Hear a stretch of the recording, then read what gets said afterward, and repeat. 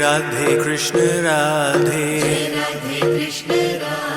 Jai Radhe Krishna Radhe, Radhe Krishna Radhe Krishna Radhe Krishna Radhe,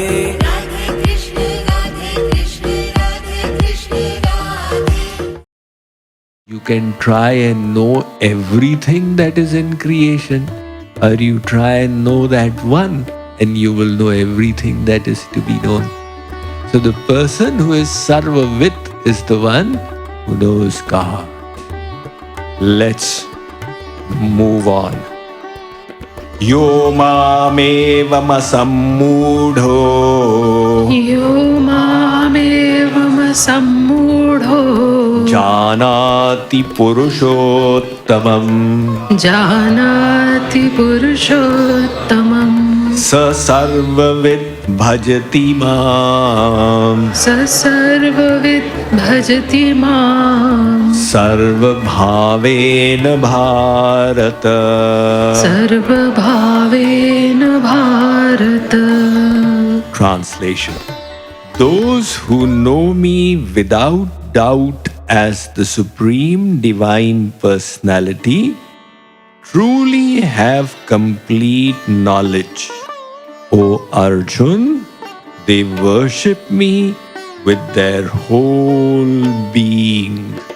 Sri Krishna has revealed three aspects of his personality.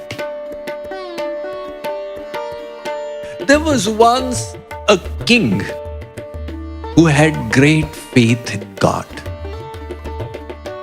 and his minister was equally devout. Whenever something would happen, something dramatic, the minister would say, "O king, it all happened by the will of God." And the king would say, "Yes, yes, yes, God is great." Now one day, the king passed away. His son became the king. He was young, he had different ideas, and he was really not sure if there is any God. The minister, out of his old habit, would keep on suggesting, "O king, it was all by God's grace that this happened." One day, this new young king was walking down the stairway of his palace when his foot slipped and he tumbled down and fell with a thud. The minister was standing there. The minister said, "O king, you have fallen and gotten injured. Never mind, all happened by the grace of God." This infuriated the king. He said, "You and your God. I have had enough. Is there any God? Where does he live? What does he do? Who is he?" So the king, he gave the minister a deadline. "I am asking you to give me the answers to these 4 questions. Tell me, who is God? Where does he live? What does he see? And what does he do? In 1 month, if you don't give me the answer, it will be the death of you." Now, the poor minister was fearful. "Oh my God, I've gotten into deep trouble." He went and searched the libraries of the land to get answers, but was not getting any logical answer to convince the king. And the 1 month period was getting over. His fear was growing with every passing day. He had a cook who could see that his master was worrying tremendously. And he said, "Oh sir, I have eaten your salt. Please tell me, how can I help you in your difficult time?" The minister said, "The king has forced me that I must give answers to these questions. and I'm not able to find any logical, convincing answers. The cook said, no big matter. Just write a note to the king that you have appointed your cook to provide the answers on your behalf. The minister said, in that case, if he doesn't hang me, he will hang you. The cook said, I am up to the game. So the minister wrote a note and sent it to the royal palace. The king saw the note and started laughing. Really? So the cook is going to come and answer? We'll have a gala time. Play along with it.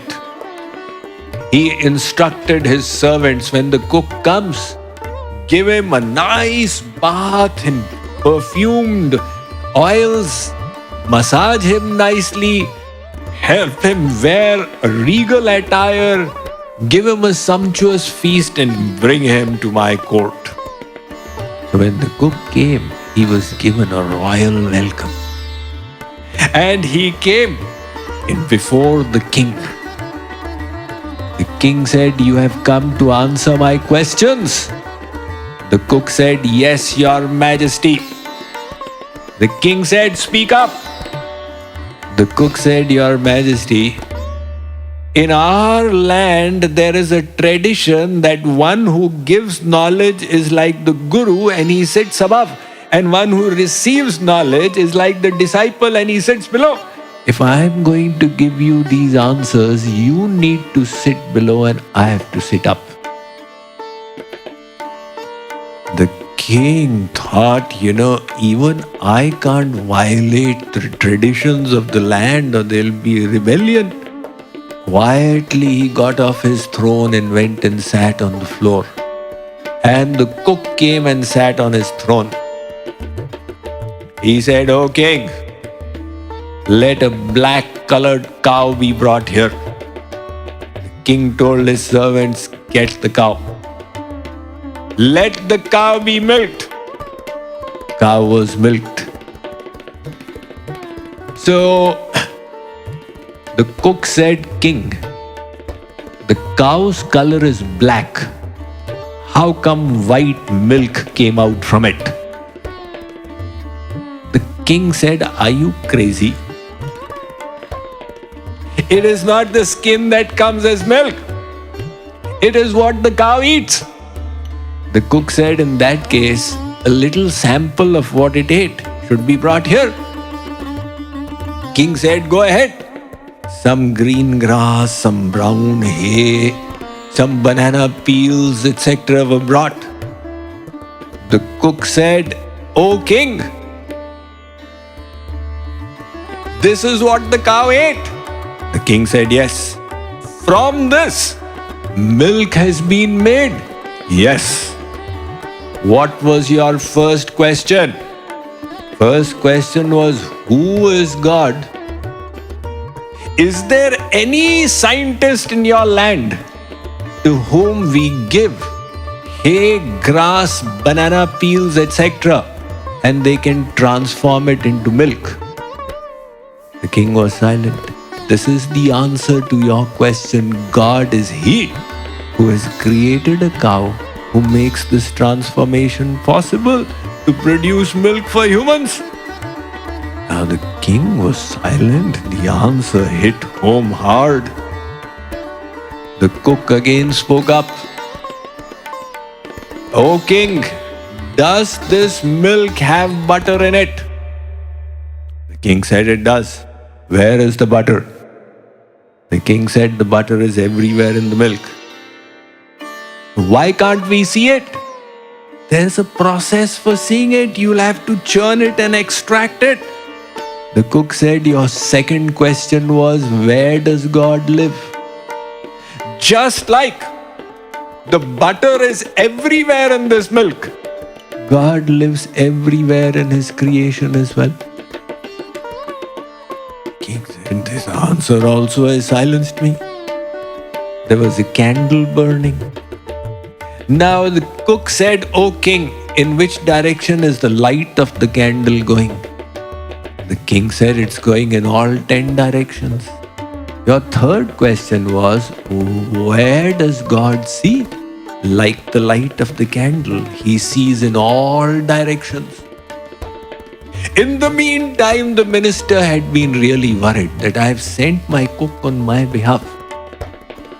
By now, his life will be close to the end. Ultimately, I have a responsibility towards him. I must go and try and save him. So the minister had gotten out of his house and he was walking to the palace. He made his entry very diffidently with his head down, and he was walking in, wondering what he would see. And he heard the booming voice of his cook speaking to the king. He was astounded and he lifted his eyes up. He saw his cook sitting on the throne of the king. He said, "When did this coronation happen?" And he looked down and the king was sitting on the ground. The minister could not believe what he saw. In the meantime, the cook spoke up again. The cook said, "O king, your fourth question was, what does God do?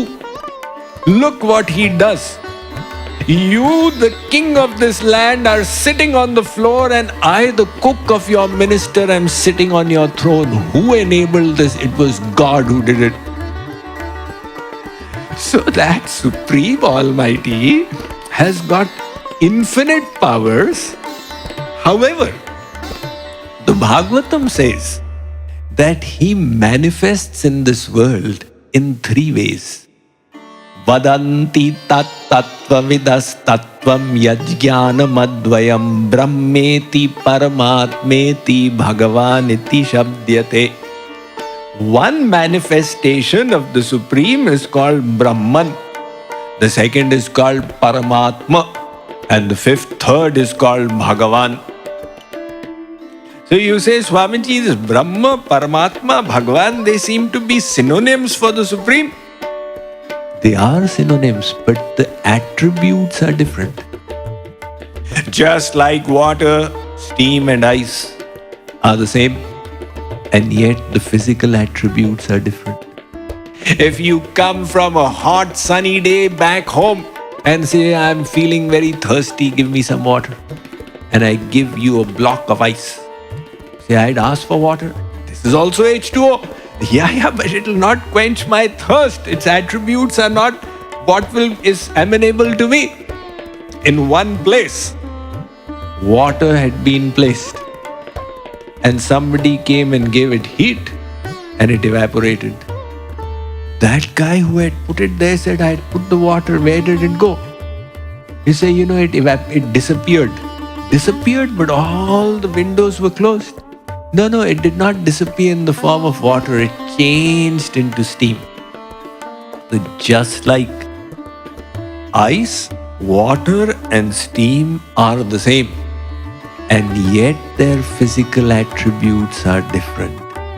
Likewise, Brahman, Paramatma and Bhagavan are also the same, and yet their attributes are different. What is Brahman? That is the all-pervading aspect of God, that Lord who is everywhere. So in verses 12, 13 and 14, Shri Krishna highlighted the Brahman aspect.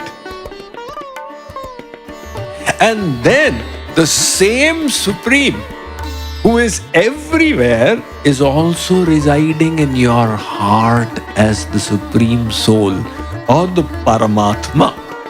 In verse 15, Sri Krishna has highlighted that Paramatma aspect. And the same Supreme descends in his personal form as Bhagavan. Bhagavan Ram, Bhagavan Krishna, where he does his leelas, he has his abodes, etc. So this Bhagavan is non-different from the Paramatma, who is non-different from the Brahman. They are not three personalities. They are three manifestations of the one Supreme. So Sri Krishna is now in verses 17 and 18, he referred to the third one. So, what is the difference in their realizations?